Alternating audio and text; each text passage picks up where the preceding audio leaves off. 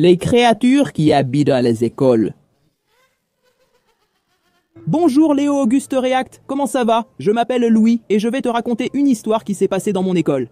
J'étais entré dans une école fondée en 1958 et là-bas, il y avait un concierge très étrange et très vieux.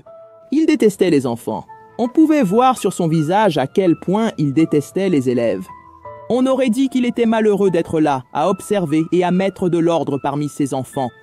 Ces enfants bruyants, fermez-la, bande de sales gosses. On dirait un vrai zoo ici. Je vais me venger de ces morveux. Alors, il a commencé à voler des bonbons à tous les enfants qui passaient près de lui.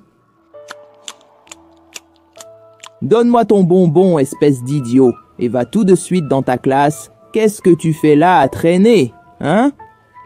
Jusqu'au jour où il a été diagnostiqué diabétique. Tragiquement, il a dû se faire amputer les 2 jambes. Et même ainsi, il a continué à travailler à l'école et à voler les bonbons des enfants. Quelque temps plus tard, il est mort chez lui, qui se trouvait tout au fond de l'école. Sa tombe était à côté de la maison. Avec le temps, ils ont mis un revêtement au sol et tout le reste. C'est alors qu'après un certain temps, des choses étranges ont commencé à se produire. Chaque enfant qui passait par cet endroit se tordait la cheville. C'est ça, toutes les personnes qui passaient par là. Même les professeurs étaient condamnés à se tordre la cheville.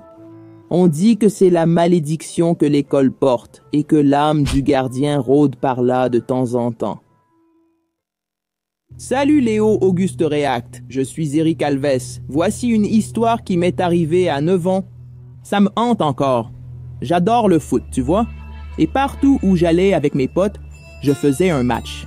Un jour, on est allé jouer au foot sur un terrain du quartier qui était en réparation à notre arrivée.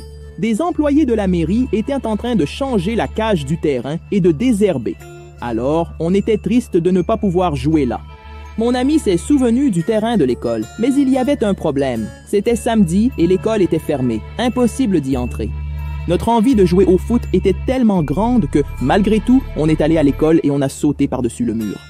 On est resté là pendant une vingtaine de minutes, jusqu'à ce qu'on entende le bruit d'une porte qui s'ouvrait. Et ensuite, elle a claqué très fort. On a eu peur et on s'est inquiété parce qu'on pensait que c'était le gardien ou un professeur. Et s'il nous attrapait là, on était fichus. Alors on a commencé à entendre des pas qui s'approchaient. On ne savait pas où courir parce qu'on était effrayés. Alors on a attendu pour voir ce qui allait se passer. Mais ce qu'on pensait être quelqu'un qui travaillait à l'école, en fait, c'était un homme gros, sale et sans chemise. Il était très laid et répugnant, sa peau était verte. Mec, c'est quoi ce truc? Il ressemblait davantage à un monstre qu'à un humain. Dès son apparition, il s'est mis à nous pourchasser. Le gars a attrapé mes 2 amis avec une étreinte mortelle. Il criait très fort « Ah !» J'ai réussi à éviter son étreinte et me suis échappé. Je me suis caché dans la salle de bain jusqu'à ce que tout se calme. Quand j'ai remarqué, il faisait déjà nuit et j'ai commencé à planifier mon évasion. J'ai bien regardé dans le couloir et je n'ai vu personne.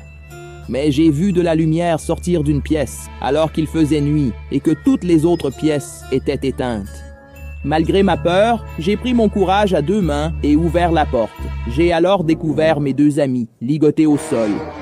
La lumière venait du centre de la pièce, il y avait quelques bougies allumées.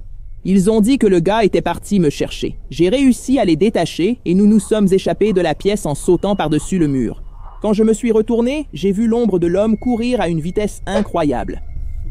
Avant qu'il n'arrive, tout le monde a réussi à sauter, mec, et on s'est tiré de là. Le lundi, j'ai retrouvé mes amis devant l'école et on a décidé d'aller jusqu'à la salle pour voir comment c'était, tu vois. À notre grande surprise, tout était en parfait état. Pas de bougie, aucune trace de cet homme. Tout était propre et bien rangé. Bonjour, Léo Auguste Réact, je suis Jusis Clayson. Je vais vous raconter une histoire dont j'ai été témoin. J'étais allé étudier dans une école plus proche de chez moi, car l'ancienne était très loin et je passais beaucoup de temps dans le bus. Ma mère m'a donc inscrit dans cette école pour me faciliter la vie. Le premier jour de classe, j'ai rencontré des personnes très sympas. João et Severino, ils m'ont emmené découvrir tous les endroits de l'école. Ça ressemblait à n'importe quel autre, sauf sur un point. La cour arrière, pour une raison quelconque, était isolée par une grille et plusieurs affiches où il était écrit « N'entrez pas, danger, éloignez-vous ». Ils m'ont raconté une histoire vraiment étrange qui concernait cette cour.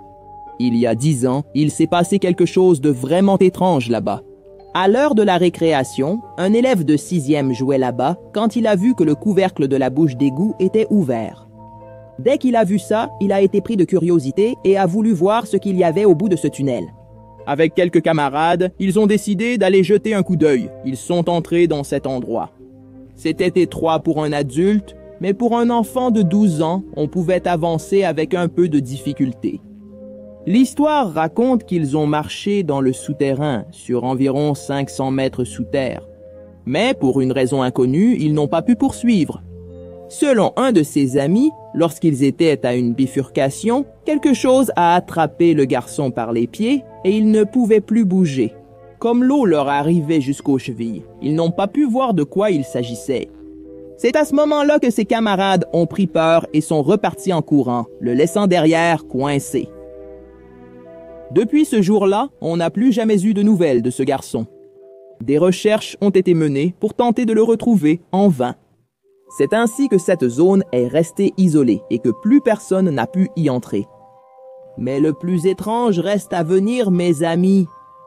Après 3 mois passés dans cette école, il y a eu un jour où nous devions terminer un devoir d'histoire pour le lendemain. Nous sommes donc restés après les cours pour finir le travail. Alors, nous sommes restés environ 3 heures à la bibliothèque à bosser sur le truc et nous avons entendu un bruit venant de l'extérieur. Je suis allé jeter un coup d'œil pour voir ce que c'était, tu vois, parce que le bruit était vraiment fort. L'école était vide. On était arrivé là vers 16h40 et plusieurs heures s'étaient déjà écoulées. Mec! J'ai dit au gars que l'école était déjà vide et qu'on devrait finir demain avant les cours, tu vois. Ils étaient d'accord et on a commencé à ranger les affaires. C'est alors qu'on a entendu le bruit pour la 2e fois. Cette fois, c'était plus fort. Nous avons vite eu peur, car il n'y avait personne à l'école, sauf au secrétariat, en sortant de la bibliothèque, en passant par le couloir qui menait à la cour interdite. Mon pote, j'ai eu tellement peur à ce moment-là. Nous avons regardé en direction du secrétariat et tout était déjà fermé et sombre. On aurait dit qu'ils avaient fermé l'école et qu'ils nous avaient laissés là-dedans, mon pote. Au moment où nous marchions pour sortir, une voix venant de la cour interdite a retenti. « Sortez-moi d'ici !» Sortez-moi d'ici. Allez, je ne supporte plus cet endroit. Je veux sortir.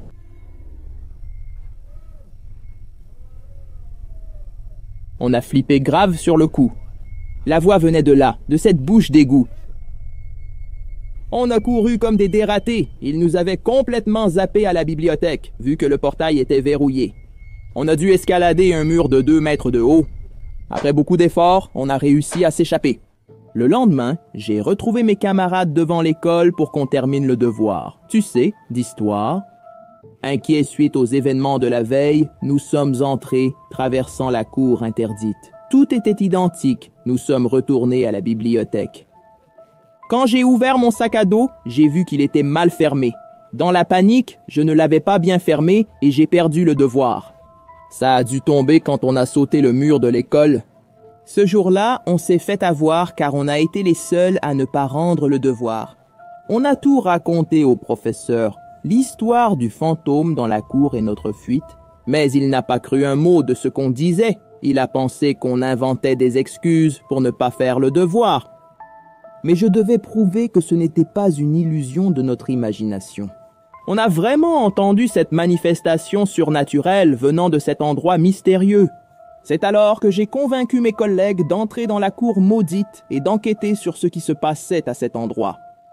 Nous avons attendu que tout le monde parte de l'école en restant caché dans les toilettes. Et quand il était 6 heures du soir, n'est-ce pas? Nous avons commencé notre enquête. Le premier obstacle était le cadenas, qui bloquait le passage vers la cour sinistre. Mais mon collègue était spécialiste pour ouvrir les cadenas. Avec son trombone, il arrivait à forcer n'importe quelle serrure ouverte avec succès. Nous nous sommes approchés de l'ouverture, qui donnait accès au conduit d'égout. l'endroit supposé où les garçons étaient entrés il y a 10 ans. Nous avons retiré la planche en bois qui bloquait le passage et nous sommes entrés. L'endroit était très sombre, on ne voyait rien. Et j'ai allumé la lampe torche du téléphone pour voir le chemin. Putain, c'était vraiment difficile de se déplacer dans ce tunnel. Après 5 minutes de marche, on regrettait déjà d'être venus ici, mais on n'est pas reparti. On a continué à marcher jusqu'à ce qu'on tombe sur un rat mort. Curieusement, la bête était décapitée. Plus loin, nous sommes arrivés à une bifurcation où le garçon était supposément resté coincé. À notre grande surprise, quand nous avons regardé par terre, nous avons vu un squelette de son pied coincé dans le sol. Waouh mec, l'histoire était donc vraie. Quelqu'un est vraiment arrivé là et est resté coincé. Mes collègues étaient désespérés par la scène, mec, et ils sont repartis en courant, ils m'ont laissé derrière. Là oui, je commençais à avoir peur. À ce moment-là, j'ai entendu quelqu'un venir vers moi. Et sortez-moi d'ici, je n'en peux plus de cet endroit. Pour me libérer, j'ai besoin de ton sang. Garçon, viens ici. Je n'ai pas pu bien voir ce qui s'approchait, mec. Alors j'ai couru pour sortir. On aurait dit que j'ai couru pendant 1 heure, car je n'arrivais jamais à la sortie. À la sortie, mec, j'ai bloqué cet endroit, pas un signe de mes potes, ils s'étaient déjà barrés. J'ai de nouveau sauté ce mur et je suis rentré à la maison. J'ai demandé à ma mère de me retirer de cette école bizarre, mais elle ne m'a pas cru non plus. Mec, ce n'est pas possible, personne ne me croit. Mon Dieu, qu'est-ce que c'est? Dommage que je n'ai pas pris de photos, de toute façon, on ne voyait rien dans le noir. J'ai dû rester étudier. Mes camarades ne me parlaient plus suite à l'incident. J'ai passé encore 3 ans à étudier dans cette école et j'ai toujours évité cet endroit. Parfois, j'entendais l'appel venant des profondeurs. Voilà mon histoire, Léo. J'espère que ça t'a plu. Je rêve toujours de cet être qui m'appelle.